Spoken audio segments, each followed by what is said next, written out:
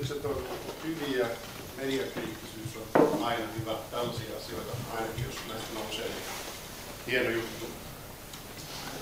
Näitä elokuvia jatkossa todellakin tarkoitus näyttää kerran kuussa tässä tilassa.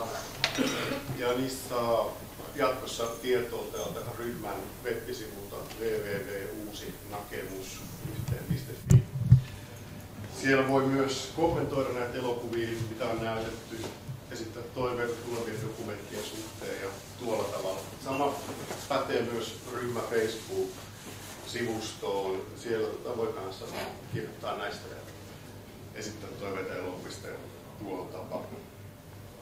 Tällaisille sanotaanko vaihtoehtoisille dokumenteille tai elokuville, niin näille on hyvä määrä kiinnostuneita ihmisiä, mutta se tuppaa olemaan sellaista, että niitä katsotaan kotona oman näyttöpäätteen edessä.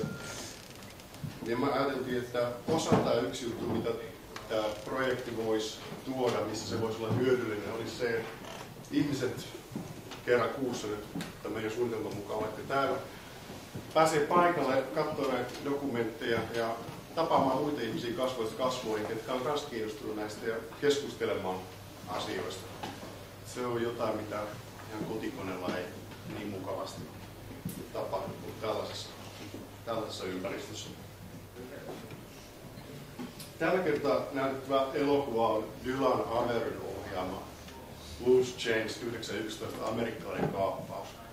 Tämä käsittelee siis näitä syyskuun 11 terrori-iskuja.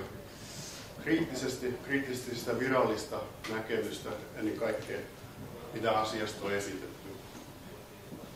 Sellaisena tämä dokumentti jatkaa samasta teemasta kuin ihan ensimmäinen dokumentti ja sitä seuraavat, mitkä on kaikki ollut internetin kautta hyvin suuren yleisön saaneita. Tämä jatkaa samaa linjaa siinäkin kuin aiemmat versiot tästä elokuvasta, että nämä elokuvat on teknisesti ammattimaisempia kuin aiemmat ja koko ajan näihin on lisätty uutta tietoa, mitä on tullut sitten esiin. Tässä on tässä viimeisimmässä, mikä tuli viime vuonna, niin myös ihan uusinta uutta, mitä asiasta silloin oli.